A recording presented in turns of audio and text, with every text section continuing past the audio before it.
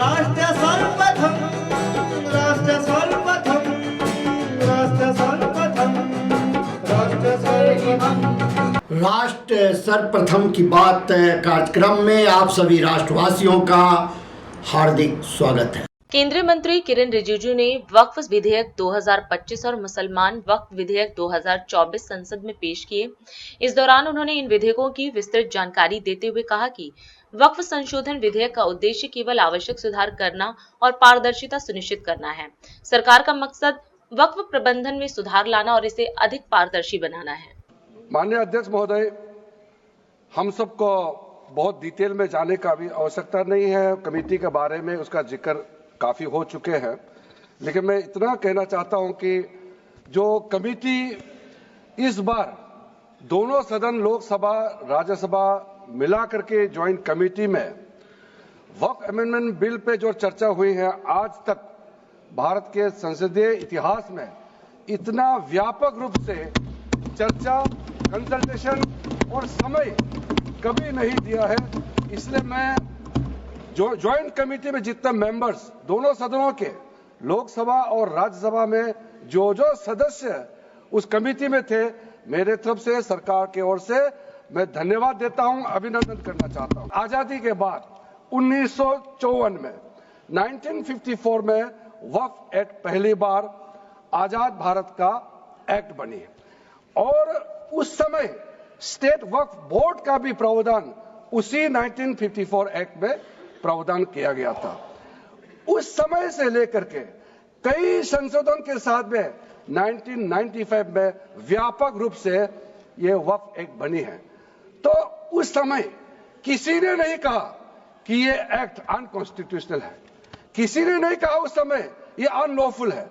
आज जब हम उसी बिल को सुधार के ला रहे हैं, तब आपको ये अनकॉन्स्टिट्यूशनल अनलॉफुल का ये शब्द इस्तेमाल करने का आपको ये नौबत कैसे आया? 1995 में ट्राइब्यूनल का पहला व्यवस्था किया गया है ताकि वक्फ बोर्ड का कोई भी निर्णय किसी को अगर पसंद नहीं है या उसको चैलेंज करना चाहता है तो वक्फ ट्राइब्यूनल वहां आप जा सकते हैं। उसका प्रावधान पहली बार हुए हैं और उस समय यह भी फैसला हुआ कि 5 लाख से ज्यादा आमदनी किसी वक्फ प्रॉपर्टी में है, उसके लिए सरकार एग्जीक्यूटिव ऑफिसर्स अपॉइंट किया जाएगा। ये भी 1995 में शुरुआत की है।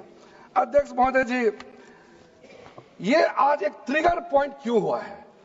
ये अमेंडमेंट बिल लाने का आवश्यकता सबसे ज्यादा शुरुआत कहां से हुई? मैं संक्षेप में बताना चाहता हूं। 2013 में 2014 में हम सब चुनाव में गए और चुनाव में जाने से पहले 2013 में कुछ कदम ऐसे उठाए गए हैं जो आप सुन करके आप सदस्य के रूप में भी और इस देश का नागरिक होने के कारण आपके दिमाग में यह बात जरूर सवाल उठेगा कि ऐसा कदम क्यों उठाया गया है। सर, 2013 में पहला यह बदलाव हुआ कि इस देश में कोई भी आदमी, कोई भी इंसान, चाहे वो हिंदू हो, मुसलमान हो, सिख हो, ईसाई हो, पारसी हो, बौद्ध हो, जैन हो, वक्फ क्रिएट कर सकता है। सबको मालूम है वक्फ एक मुसलमान का अल्लाह के प्रति अपना एक उसका एक पायस चैरिटेबल रिलीजियस पर्पस के लिए वक्फ क्रिएट किया जाता है, लेकिन उसमें डाइल्यूशन करके 2013 में कोई भी वक्फ क्रिएट कर सकता है। यह प्रावधान सबसे पहले उस समय की यूपीए सरकार ने किया है। दूसरा, आपने सारा वक्फ को स्पेसिफिक कर दिया कि शिया बोर्ड में शिया ही रहेंगे, सुन्नी बोर्ड में सिर्फ सुन्नी ही रहेंगे और कोई भी बोर्ड हो सिर्फ उनके लोग ही रहेंगे, बाकी कोई उसमें आ नहीं सकता है। ऐसा आपने प्रावधान किया। सर, एक प्रावधान आया सेक्शन 108। उस सेक्शन 108 में यह लिखा गया है कि वक्फ बोर्ड का जो प्रावधान है इस देश में कोई भी मौजूदा कानून के ऊपर में रहेगा, ओवरराइडिंग इफेक्ट रहेगा। ऐसा आपने कानून बनाया है। इस देश में ऐसा कानून कैसे मंजूर कर सकते हैं अध्यक्ष महोदय जी? हर कानून अपना अपना हिसाब से चलता है, लेकिन एक कानून दूसरे कानून के ऊपर में ओवरराइडिंग इफेक्ट होगा, ये कोई भी मान्यता नहीं दे सकता है। सबसे ड्रैकोनियन प्रोविजन इस एक्ट में था तो सेक्शन 40 था। सेक्शन 40 के तहत वक्फ बोर्ड, आप लोग बार बार कहते ना ये ऐसा नहीं है, ऐसा ही है। सेक्शन 40 में किसी भी जमीन को आप वक्फ प्रॉपर्टी डिक्लेयर कर देता था, वो प्रॉपर्टी को हमने हटा दिया है। वो कोई भी जमीन को वक्फ प्रॉपर्टी डिक्लेयर करके फिर किसी गरीब के लिए नहीं करना है। वो लोग, कुछ लोग, चंद लोग अपने के लिए, अपने फायदा के लिए इस्तेमाल करते हैं। ये प्रावधान को इतना मिसयूज हुआ, इसलिए तो इतना लाखों प्रॉपर्टी की संख्या बढ़ गई। अब किसी प्रॉपर्टी को कैसे आप क्लेम कर सकते हैं? दिल्ली की मुख्यमंत्री रेखा गुप्ता ने नवरात्रि के चौथे दिन दिल्ली के झंडेवालान देवी मंदिर में पूजा अर्चना कर मां के चरणों में शीश झुकाया। उन्होंने मां झंडेवालिनी से दिल्ली वासियों की सुख समृद्धि, शांति और उन्नति की प्रार्थना की। रेखा गुप्ता ने सोशल मीडिया पर इस आध्यात्मिक अनुभव को साझा करते हुए कहा कि मां का आशीर्वाद और कृपा हम सभी पर बनी रहे, हर घर में खुशहाली आए और प्रदेश निरंतर प्रगति की ओर अग्रसर हो। झंडेवालान देवी मंदिर दिल्ली के प्रमुख धार्मिक स्थलों में से एक है, जहां प्रतिदिन हजारों श्रद्धालु मां के दर्शन के लिए आते हैं। रेखा गुप्ता का कहना है कि मां का आशीर्वाद उनके सार्वजनिक कार्यों में भी मार्गदर्शक बनेगा। रेखा गुप्ता ने प्रदेशवासियों के कल्याण और राज्य के सतत विकास की कामना करते हुए अपने संदेश में सकारात्मक और प्रगति का आह्वान किया। इस अवसर पर उनके साथ कई समर्थक और स्थानीय भाजपा कार्यकर्ता भी मौजूद थे। इससे पहले उत्कल दिवस के अवसर पर मुख्यमंत्री ने हौज खास जाकर भगवान जगन्नाथ के मंदिर में भी शीश झुकाया और वहां भी प्रदेशवासियों की सुख शांति की उन्होंने कामना की। मां की कृपा और उनकी दी हुई शक्तियां सरकार के पास सदैव रहे, ताकि हम दिल्ली की जनता के लिए सेवा कार्य कर सके, उनके हितों में सरकार की कार्य योजना को चला सके और दिल्ली और देश आदरणीय प्रधानमंत्री नरेंद्र मोदी जी के नेतृत्व में सदैव आगे बढ़े, सुख और समृद्धि को हासिल करे और दिल्ली के दिल में जो आशाएं और अपेक्षाएं हैं, सरकार उनको पूरा करने के लिए कामयाबी हासिल करे।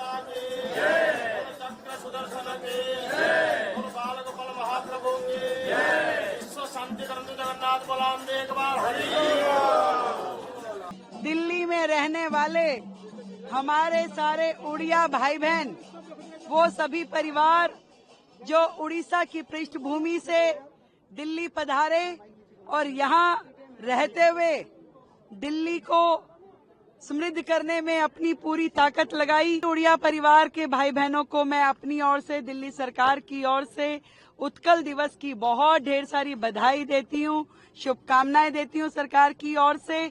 और आज यहाँ हौज खास में अपने जगन्नाथ जी के मंदिर में दर्शन करते हुए मैंने सभी दिल्ली निवासियों के लिए प्रभु चरणों में प्रार्थना की है कि दिल्ली और समृद्ध हो, सुख यहाँ पे लोगों को प्राप्त हो और प्रगति की राह पे आदरणीय प्रधानमंत्री नरेंद्र मोदी जी के नेतृत्व में दिल्ली प्रगति की राह पे बढ़ती जाए।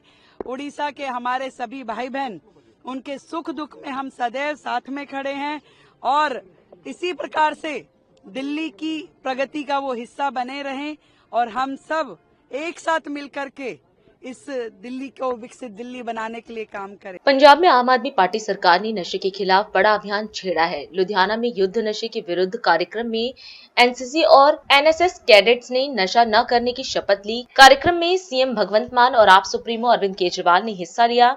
इस दौरान कार्यक्रम को संबोधित करते हुए केजरीवाल ने कहा कि अगर नशे को नहीं रोका गया तो पंजाब को संभालना मुश्किल होगा। उन्होंने दावा किया कि बीते 1 महीने में सरकार ने नशे पर जो सख्त कदम उठाए हैं वैसे 75 साल में नहीं उठाए गए हैं। उन्होंने चेतावनी दी कि नशा बेचने वालों को किसी भी हाल में बख्शा नहीं जाएगा। आज इतने सारे बच्चों के बीच में आके, इतने सारे युवाओं के बीच में आके बहुत अच्छा लग रहा है। आगे चल के पंजाब को आप ही लोगों ने संभालना है। आज इतने हजारों की संख्या में जो बच्चे आए हुए हैं, आप ही में से कल कोई पंजाब का मुख्यमंत्री बनेगा, आप ही में से कल कोई पंजाब का मंत्री बनेगा, एमएलए बनेगा, इंडस्ट्रियलिस्ट बनेगा, व्यापारी बनेगा। आप ही ने आगे चल के पंजाब का भविष्य देना है। लेकिन अगर जिस तेजी से नशा फैलता जा रहा है, जिस तरह से घर घर में नशा फैल रहा है, इस नशे को अगर हम सब लोगों ने पंजाब के 3 करोड़ 3.5 करोड़ लोगों ने मिलकर इस नशे को खत्म नहीं किया तो आगे चल के पंजाब को कौन संभालेगा। लेकिन अब पंजाब के अंदर आम आदमी पार्टी की सरकार है। पिछले 1 महीने में आप जो देख रहे हो पंजाब के अंदर, ऐसा काम 75 साल में भारतवर्ष में कहीं नहीं हुआ जो पिछले 1 महीने में पंजाब के अंदर हो रहा है। जो नशे के तस्करों ने नशा बेच बेच के पैसा कमाया था, जिस पैसे से उन्होंने बड़े बड़े महल बनवाए थे, आज बुलडोजर भेज के उन महलों को तहस नहस किया जा रहा है पूरे सारे टीवी कैमरों के सामने। बख्शा नहीं जाएगा किसी को। जो पंजाब में नशा बेचेगा उसको बख्शा नहीं जाएगा, उसको छोड़ा नहीं जाएगा। पंजाब पुलिस बहुत शानदार काम कर रही है, लेकिन आज आपका बड़ा भाई, मैं, आपका बड़ा भाई भगवंत मान, हम लोग आज आपसे बात करने आए हैं, सीधे दिल की बात करने आए हैं आज आपसे। नशा मत करना। दूसरी बात आप लोगों से करनी है, आपके आसपास अगर आपका कोई दोस्त, आपका कोई रिश्तेदार, आपके परिवार का कोई सदस्य नशा करने लगे, आपकी जिम्मेदारी है उसको प्यार से समझा के नशे से बाहर निकालना। आपकी अपनी सरकार है अब पंजाब के अंदर, आपके लिए हम सब कुछ कर रहे हैं। ओट क्लिनिक बना रहे हैं, रिहैब सेंटर खोल रहे हैं, ड्रग प्रिवेंशन सेंटर खोल रहे हैं। अगर कोई कहीं दिखाई दे जो नशा कर रहा है, आपका दोस्त है, आपका जान पहचान वाला है, आपका कोई भी है, उसको उसका इलाज कराना, उसको किसी भी तरह से नशे से बाहर निकालना, इससे बड़ा पुण्य का काम कोई हो नहीं सकता। भगवान आपको इतनी तरक्की देगा, जिंदगी में इतनी तरक्की देगा, आप सोच नहीं सकते। और तीसरी चीज, अब आप लोगों को पंजाब की जिम्मेदारी लेनी पड़ेगी। अकेले पंजाब पुलिस नहीं कर सकती, अकेले सरकार नहीं कर सकती। आपकी गली की, आपकी मोहल्ले की आपको जिम्मेदारी लेनी पड़ेगी। कहीं आपको पता चले कोई नशा बेच रहा है, इस नंबर पे फोन कर देना, 9779100200। ये चैट बॉट नंबर है, तो कोई आपको परेशान नहीं करेगा, कोई आपको तंग नहीं करेगा। रोज हमारे पास कई फोन आते हैं। हमें आज 3 कसम खानी है, मैं नशा नहीं करूंगा, अगर मेरे आसपास कोई नशा करेगा तो मैं उसको नशे से बाहर निकालूंगा, और अगर कोई नशा तस्कर मुझे मिलेगा तो मैं इस नंबर पे फोन करूंगा। पंजाब को आप ही लोगों से उम्मीद है, हम पूरी कोशिश कर रहे हैं आपके लिए अच्छी शिक्षा का इंतजाम करने के लिए, आपके लिए रोजगार का इंतजाम करने के लिए। अभी हर पिंड में, पंजाब के हर पिंड में, हर वार्ड में एक एक प्लेग्राउंड बनाया जा रहा है। वॉलीबॉल का प्लेग्राउंड, फुटबॉल का प्लेग्राउंड, क्रिकेट का प्लेग्राउंड, हॉकी का प्लेग्राउंड, ताकि बच्चे नशा करने की बजाय खेल कूद में पड़ें। पूरे पंजाब में हर पिंड में आपके लिए सोशल कल्चरल एक्टिविटीज का इंतजाम किया जाएगा। आपको गाना सिखाने, डांस सिखाने का इंतजाम किया जाएगा हर जगह। तो पंजाब सरकार आपके लिए सब कुछ कर रही है, आप सबका सहयोग चाहिए। और अगर आप सबका सहयोग मिलेगा तो मुझे पूरी उम्मीद है रब हमारा साथ देगा और हम सब लोग मिलकर एक रंगला पंजाब बनाएंगे। बहुत बहुत शुक्रिया। दिल्ली नगर निगम ने प्रशासनिक दक्षता बढ़ाने के लिए अपने विभागों में कई महत्वपूर्ण बदलावों और नियुक्तियों की घोषणा की है। एमसीडी के केंद्रीय स्थापना विभाग द्वारा जारी कार्यालय आदेश में कई प्रमुख अधिकारियों को प्रभावित करने वाले तत्काल परिवर्तनों की रूपरेखा दी गई है। उल्लेखनीय तबादलों में स्वेतिका सचान IAS, जो पहले पश्चिमी क्षेत्र की डिप्टी कमिश्नर के रूप में कार्यरत थी, करोलबाग जोन का DC नियुक्त किया गया है। दिलखुश मीणा को दक्षिण क्षेत्र के DCP और सूचना प्रौद्योगिकी के निदेशक की जिम्मेदारी दी गई है। वहीं बादल कुमार को दक्षिण क्षेत्र के DC से दक्षिण सहादरा क्षेत्र के DC के रूप में स्थानांतरित किया गया है, जबकि अंशुल सिरोही LSC के अंतर्गत मध्य क्षेत्र के DC के रूप में कार्य करेंगे। अन्य परिवर्तनों में राकेश कुमार का मध्य क्षेत्र के डीसी से नरेला क्षेत्र के डीसी पद पर स्थानांतरण तथा कर्नल विनोद अत्री का शहादरा नॉर्थ के डीसी से पश्चिमी क्षेत्र के डीसी पद पर स्थानांतरण शामिल है। लेफ्टिनेंट कर्नल अभिषेक मिश्रा को करोलबाग क्षेत्र के डीसी से शहादरा नॉर्थ के डीसी पद पर स्थानांतरित किया गया है। इसके अतिरिक्त पीके मंडल को एलएससी अंतर्गत रोहिणी जोन के डीसी पद की जिम्मेदारी दी गई है। सुमित कुमार को सतर्कता विभाग, डीओवी तथा टोल टैक्स विभाग में उनकी वर्तमान भूमिकाओं के अतिरिक्त निदेशक प्रेस एवं सूचना तथा निदेशक योजना एवं सांख्यिकी डीसी श्रम फैक्ट्री लाइसेंस के पद पर नियुक्त किया गया है। रंजन कुमार को वेस्ट जोन का ज्वाइंट असेसर एंड कलेक्टर नियुक्त किया गया है। पारस कुमार सिंह को निदेशक कार्मिक और एडीसी शिकायत प्रकोष्ठ और भ्रष्टाचार शिकायत प्रकोष्ठ के पद पर नियुक्त किया गया है, जबकि नवीन कुमार अपनी मौजूदा जिम्मेदारियों के साथ साथ एडीसी सीएसडी की भूमिका भी संभालेंगे। इसके अलावा राजीव कुमार को एडीसी लैंड एंड स्टेट और मुख्यालय से संबंधित मामलों के लिए जांच निदेशक के रूप में अतिरिक्त प्रभार दिया गया है। अनिल कुमार को एडीसी डीईएमएस के रूप में उनकी मौजूदा भूमिका के अलावा पशु चिकित्सालय सेवाओं के एडीसी और स्टेट ऑफिसर मुख्यालय के पद पर नियुक्त किया गया है। एमसीडी ने कहा कि इन बदलावों का उद्देश्य इसके विभिन्न विभागों के सुचारू कामकाज को सुनिश्चित करना और सक्षम प्राधिकारी द्वारा इन्हें मंजूरी दे दी गई है। अभी समय है एक ब्रेक का, हम चलते हैं ब्रेक पर, आप कहीं जाए नहीं, छोटा सा ब्रेक। श्रेया फर्निशिंग लेकर आया है आपके लिए होम कलेक्शन, जिसमें आपको मिलता है upholstery fabric, designer curtains, home and office decoratives, carpets and sofa cover कम से कम दाम में कीर्ति नगर में आपके लिए उपलब्ध है। Powered by Kamal Buildtech Private Limited, fulfilling promises. With our professional team and experience of delivering projects, in past we guarantee you peace of mind and top quality work in an affordable price. और अधिक खबरों के लिए आप हमारे YouTube channel दैनिक India दर्पण को अभी सब्सक्राइब करें और नोटिफिकेशन के लिए बेल आइकन को प्रेस करना ना भूलें। राष्ट्र सर्वप्रथम की बात कार्यक्रम में ब्रेक के बाद एक बार फिर आप सभी राष्ट्रवासियों का स्वागत है। भारतीय नौसेना के अग्रणी युद्धपोत आईएनएस तरकश ने पश्चिमी हिंद महासागर में 2500 किलोग्राम से अधिक मादक पदार्थ जब्त किए। हरियाणा विद्युत विनियामक आयोग ने पूरे राज्य में बिजली दरों में संशोधन किया। 2025-26 के लिए बिजली आदेश के अनुसार हरियाणा में घरेलू और औद्योगिक दोनों श्रेणियों के लिए बिजली की दरें पिछले साल से 20 से 30 पैसे प्रति किलोवाट घंटे तक बढ़ाई गई। दिल्ली के मंत्री कपिल मिश्रा के इस्तीफे की मांग को लेकर दिल्ली विधानसभा में आम आदमी पार्टी ने विरोध प्रदर्शन किया। कर्नाटक के मुख्यमंत्री सिद्धरामैया को एक नया कानून झटका लगा है, क्योंकि प्रवर्तन निदेशालय ने मैसूर शहरी विकास प्राधिकरण से जुड़ी कथित अनियमितताओं पर लोकायुक्त रिपोर्ट के निष्कर्षों को चुनौती देते हुए जनप्रतिनिधि न्यायालय का रुख किया।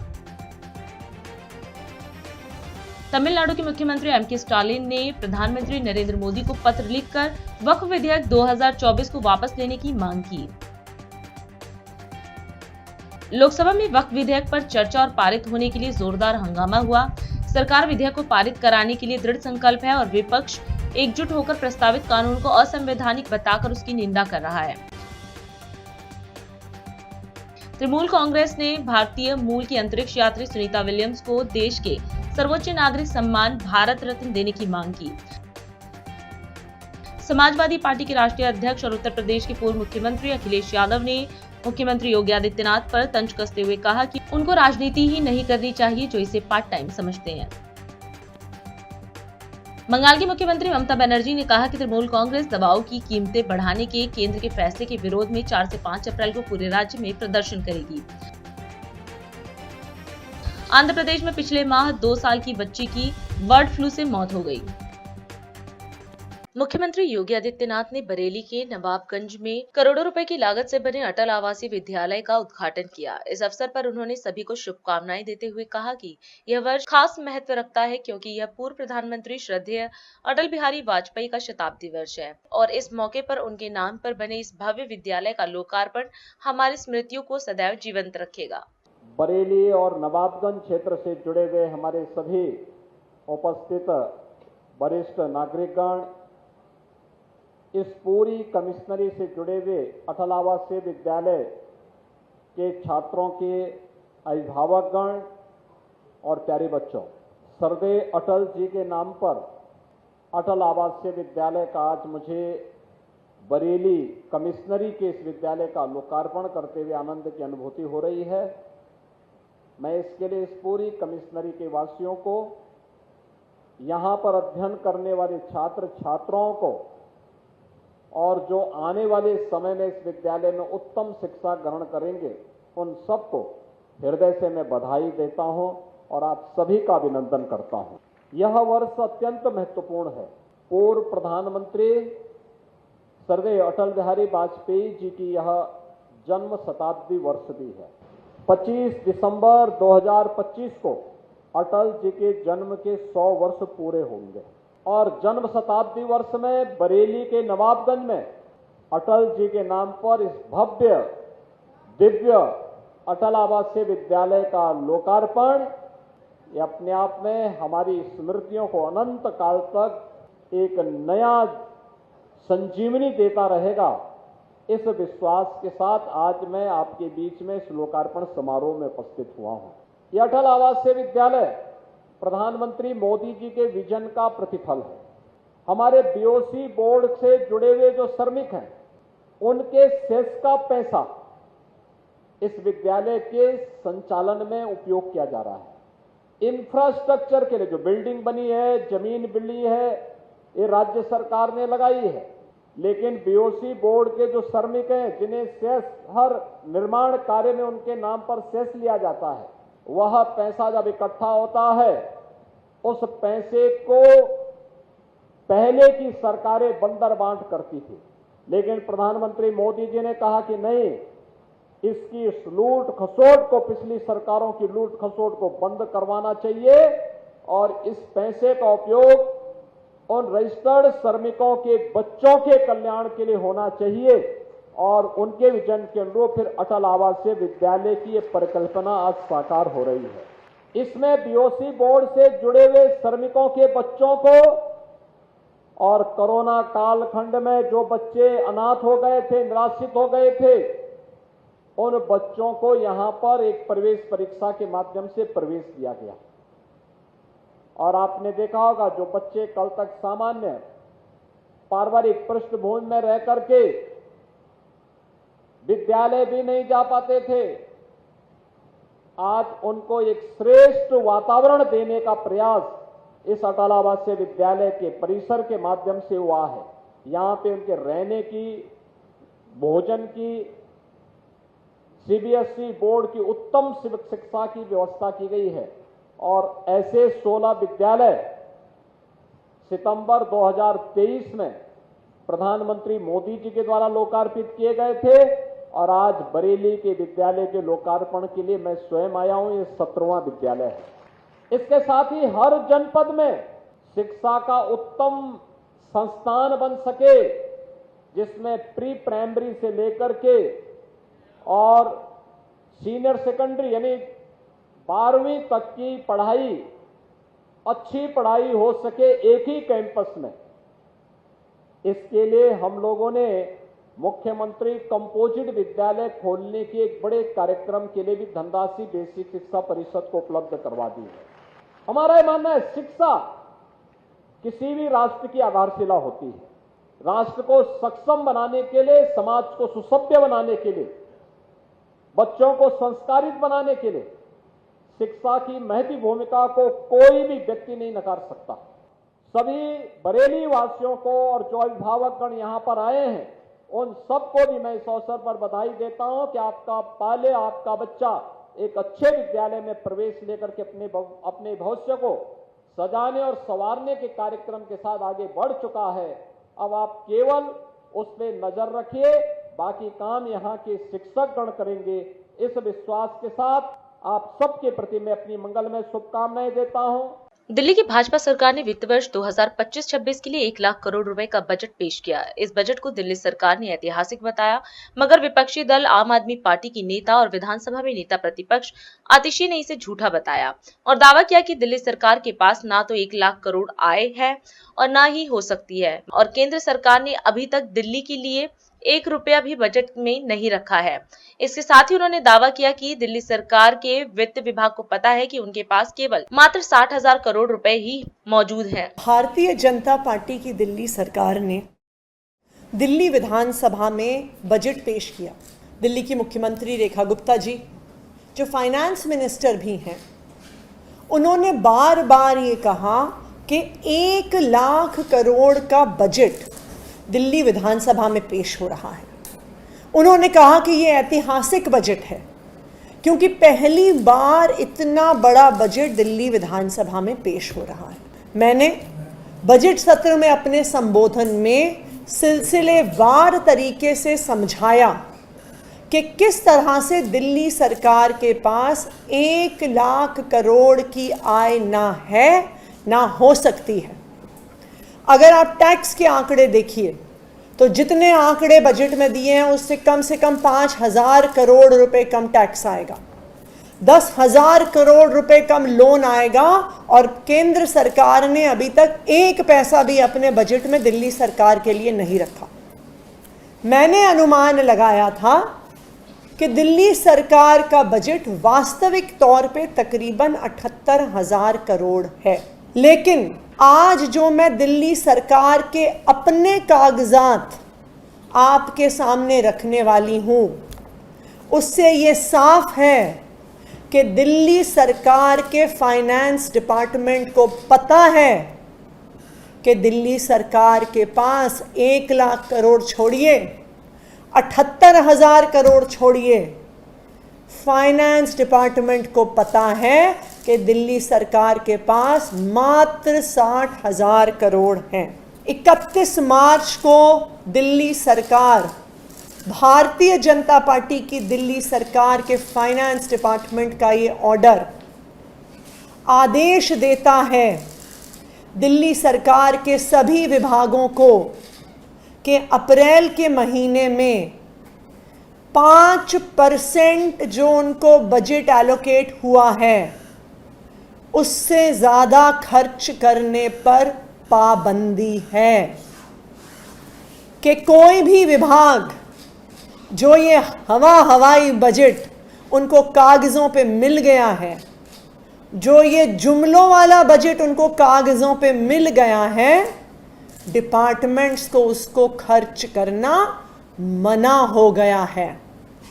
और अगर आप इन आंकड़ों का हिसाब किताब लगाइए तो 1 लाख करोड़ का 5% हुआ 5,000 करोड़, यानी अगर सरकार 1 महीने में 5,000 करोड़ खर्च करेगी तो 12 महीने में 60,000 करोड़ ये टोटल बनता है। यानी सरकार को खुद पता है कि उनके पास 60 लाख करोड़ से ज़्यादा राजस्व, 60 लाख करोड़ से ज़्यादा बजट नहीं है। ये मैं नहीं कह रही हूँ, ये आम आदमी पार्टी नहीं कह रही है, ये दिल्ली सरकार का फाइनेंस डिपार्टमेंट कह रहा है कि कोई भी विभाग पैसा नहीं खर्च कर सकता। क्यों? क्योंकि दिल्ली सरकार के पास वास्तविक तौर पे पैसा है ही नहीं। आज भारतीय जनता पार्टी के झूठ को भारतीय जनता पार्टी के सरकारी आदेश ने खुद दिल्ली वालों के सामने और देशवासियों के सामने रख दिया। ये ऑर्डर अप्रैल के महीने के लिए है और इसमें स्पष्ट लिखा है कि जो पूरे साल का बजट है उसका अप्रैल में सिर्फ 5% खर्च हो सकता है। देखिए, अगर आप इस आंकड़े को टोटल करिए, 5% यानी 5,000 करोड़, अगर आप इसे 12 से गुना करेंगे तो यानी टोटल हुआ 60,000 करोड़। तो अगर इस दर पे ही खर्चा करना सरकार अलाउ करेगी, क्यों? क्योंकि उनको पता है कि सरकार के पास पैसा है ही नहीं, तो खर्च कैसे हो सकता है। और आज जो बात मैंने अपने भाषण में कही, अपने संबोधन में कही, उसका प्रमाण दिल्ली सरकार के ऑर्डर के माध्यम से खुद निकल के आ गया है। सरकार के अफसरों ने ही सरकार को एक्सपोज कर दिया। और अधिक खबरों के लिए आप हमारे YouTube चैनल दैनिक इंडिया दर्पण को अभी सब्सक्राइब करें और नोटिफिकेशन के लिए बेल आइकन को प्रेस करना ना भूलें।